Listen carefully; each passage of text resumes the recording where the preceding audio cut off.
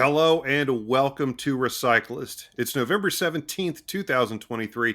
I'm your host, Eric Provost, and I am being joined by a very special guest today, the president of U.S. operations for MRU Instruments. Please help me welcome to the show, Mr. Alex Kinderknecht. Hey, how are you? I'm Thank you for doing well, having sir. me. Well, thank you for being here. I really appreciate it, sir. How Yes, are you this fine day? great. It's a lot going on. It's busy, but everything is good. Yeah, a It's lot going Friday. on. Yeah, Friday. Yeah, a lot going on does feel like a bit of an understatement. But for those who may not be aware, what is MRU Instruments, sir? So we are a manufacturer of gas emission analyzers, not only for gas emission, but also for different other applications, biogas, manometers, and yeah, all sorts of analysis. So wherever you need the gas analyzer, we usually have the product for it. Yeah, And you we're guys do fixed and handheld, correct? correct. Yeah. Yeah. So, like, where did MRU get its start? Like, how long has MRU been around? Since 1984. Yeah, it's a long time. We will celebrate next year. We'll have a big party for the 40 years. 40th And anniversary, yeah. yeah, and yeah, it's interesting how fast time goes. MRU started with just combustion emission products, um, figuring out how to measure O2, CO, making that everything makes sense, the combustion analysis. And after MRU figured that out and brought the first product out, it just got rolling. And yeah, we expanded into different industries.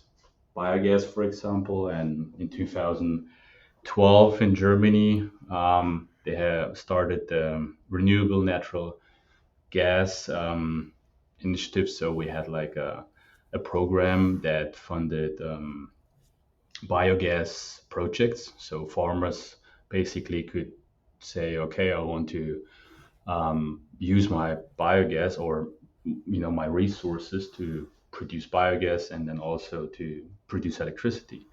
So the start for biogas, to be honest, in Germany was more just for electricity. So not really producing biomethane or fuel. It was really just produce biogas Mm-hmm. and then run an engine, produce electricity. That was the start. Yeah. And how long have you been with the company, sir? 15 years. This year, 15 years. I bet the company, from your perspective, has changed a little bit in that time. That's right. Yeah, we started when I started. MRU had one big building in Germany where management was sitting, R&D, production, service, everything was in one facility. And then now we have three big building next to each other: production, manufacturing, service, logistics.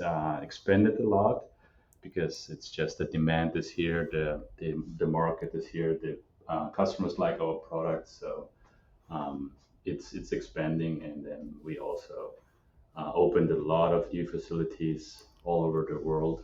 So yeah. Yeah, I wanted to ask you specifically about the market. You guys have gotten into the biogas market, renewable natural gas, biomethane. Um, and what are you guys seeing from that market? You said, people obviously like the products, but the market is expanding so much. And how are you guys kind of viewing that from your perspective? Yeah, so we see significant growth in the biogas industry, especially for potable analyzers, and Hmm. we see also a growth in stationary products. So dairy farms, landfills, wastewater treatment plants. They're all interested in stationary products, but also potables.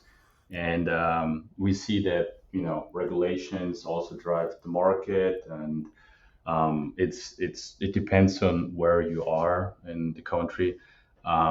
You have to follow some regulations, for example, like measuring methane every 15 minutes. Yeah. That's one of the biggest, and we see that we get a lot of interest for the stationary products for especially this regulation to get the credits.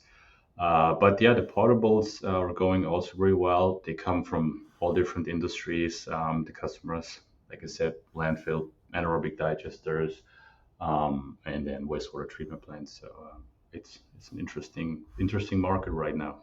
Yeah, and you bring up a good point because obviously within this industry, so much of it is regulated by Yeah. federal, by governmental regulations. So, have you guys had to kind of shift strategies sometimes? I mean, the biggest thing right now is the new regulation that's coming out. Yes. But other than that, I mean, we didn't have to really shift. I mean, um, the products that we have, they fit in all the markets right now.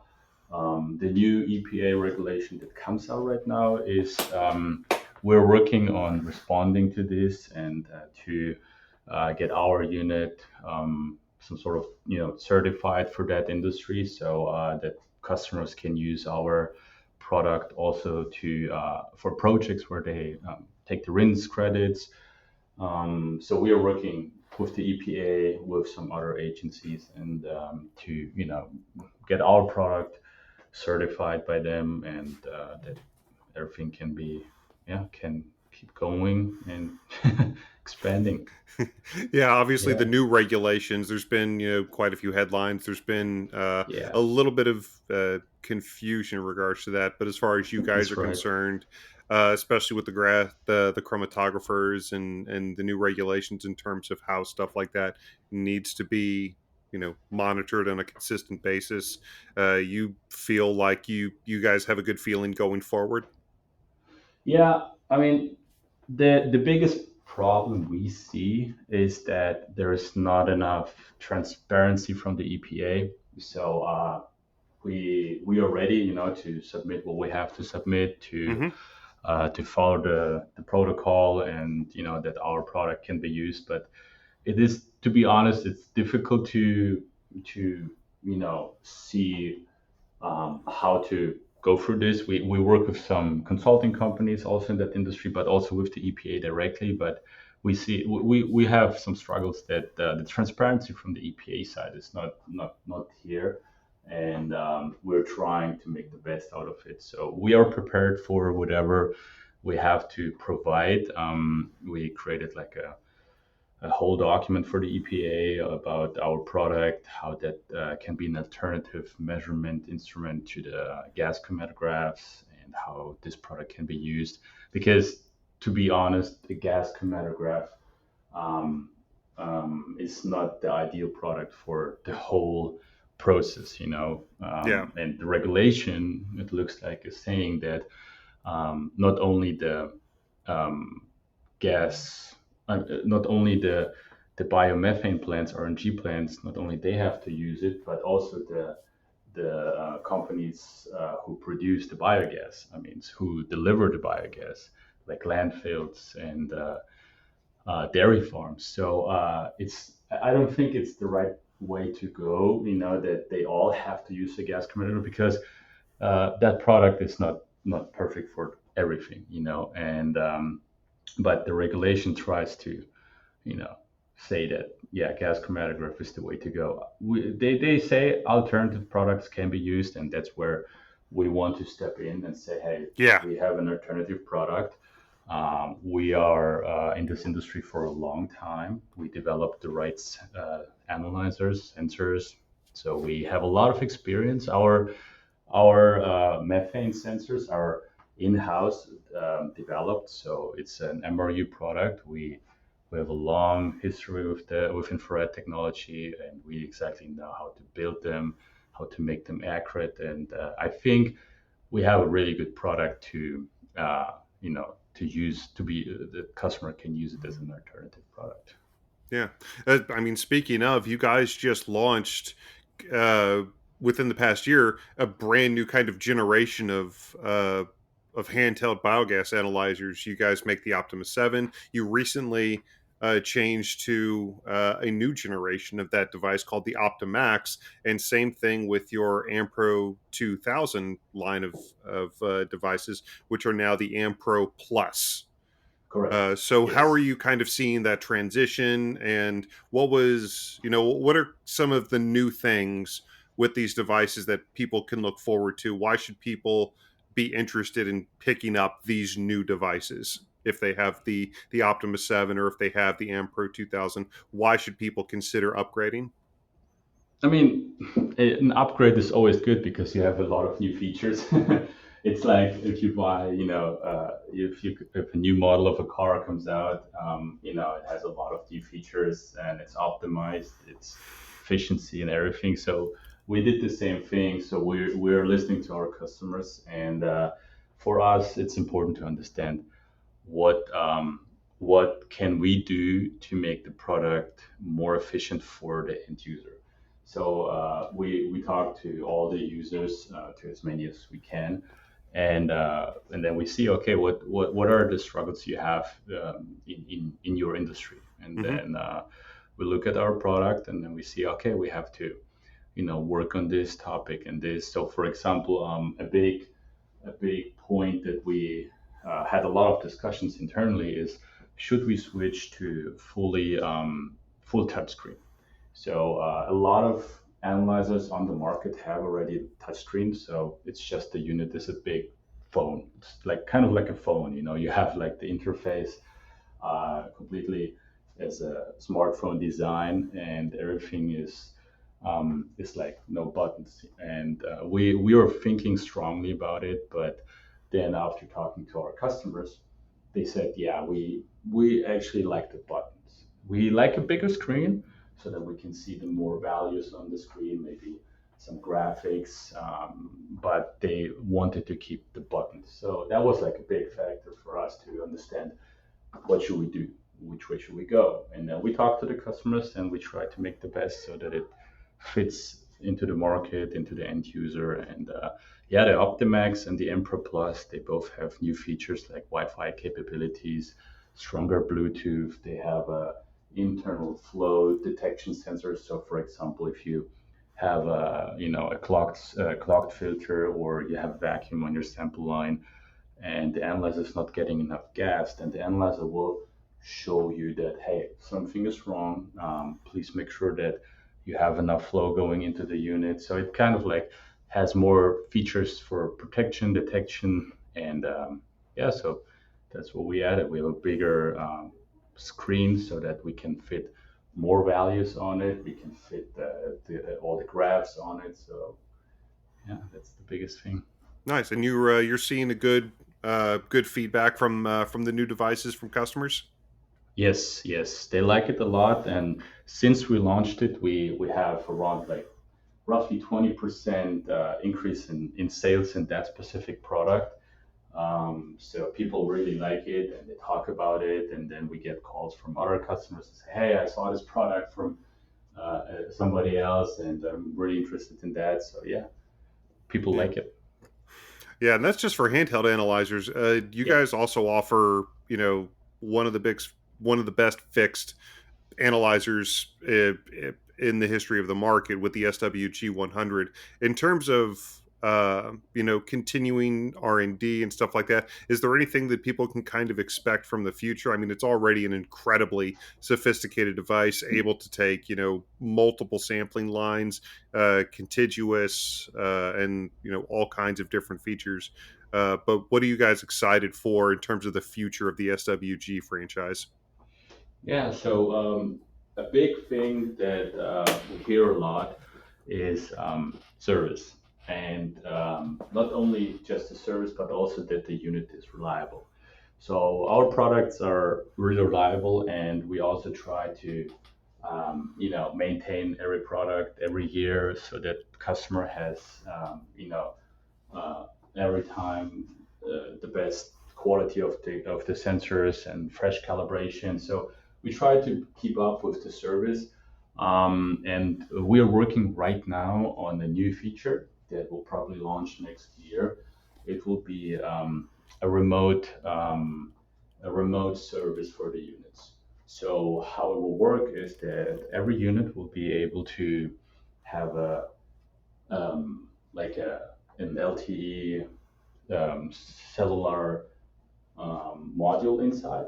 Mm-hmm. And if the customer is okay with that, we would send them the SIM card that would go into this module. And then what we can do is we can monitor the quality of or the health of the analyzer.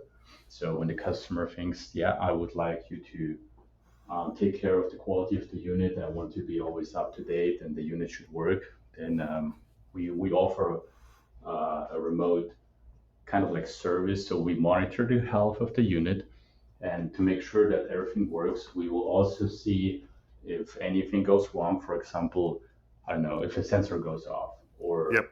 if the sampling line is clogged, or things that could interrupt the process. We would get an alarm here in our office, and then we can look at the unit and say, okay, it looks like there is something on the side that's not working properly. Our unit is good, so we can tell the customer that, hey, you have a clogged sampling line on sample point 1 or 3 or 4. If it's the sensor, we can also look into that. We will create like health reports for the unit. And the other cool thing is we can also calibrate the unit from outside. So if the customer provides, for example, a gas cylinder that can be hooked up to the unit, then we can remotely log in and calibrate the analyzer. That's just a feature that we can offer. We can do more with that, Mm-hmm. but we hear that it's really important for the customers that the analyzers work, that they have a reliable unit, that they get data all the time and no interruptions. And that's our main goal, so that we can always have a functional unit on site. It's not that we have a lot of problems with the units, but we see that this is a big, big topic, so that they need reliability, the analyzer has to work, and that's our goal to make that even better. Nice. Nice. Well, with the future, obviously, we see a lot of outlooks and a lot of projections about the future of the biogas industry. Uh, like, what do you guys see? Are you excited about the future of the industry? Do you have any specific thoughts or ideas uh, about the industry moving forward? Yeah, I think it will keep going like this. I mean, with the new EPA regulations, I'm not sure how this will affect the market, because you know depends on how everything goes. Um, Using gas chromatographs, is also a really costly situation. So some customers, I think, will have a problem with that. But I see, other than that, if you look outside this specific regulations, I think this market will grow really fast. In Germany, for example, I always like try to compare how far we got in Germany. In Germany, we have a lot of biogas plants. They're really everywhere, and we have like a lot of analyzer stationary portable in Germany, in Europe. And I saw the potential in Europe, how fast this was growing, and America is kind of like on the same way. So America started already with that, and I think that we will have a good future with renewable natural gas, with biogas, and it's just the right way to do it, because if you think about, you have the resources, they're easy available, farmers can do it, and then why not producing gas, producing electricity? Why Yeah. not using it? And I think this market will grow, and we see it. We see that um, every year our sales in portable stationary products go up, and the interest is just here. Yeah. Wonderful. And you don't have to give me too much of a peek behind the curtain, but with the industry continue to expand, is MRU considering even more diversification when it comes to your guys' product line? Maybe thinking about adding a few more products, a few more units, a few more devices to your catalog.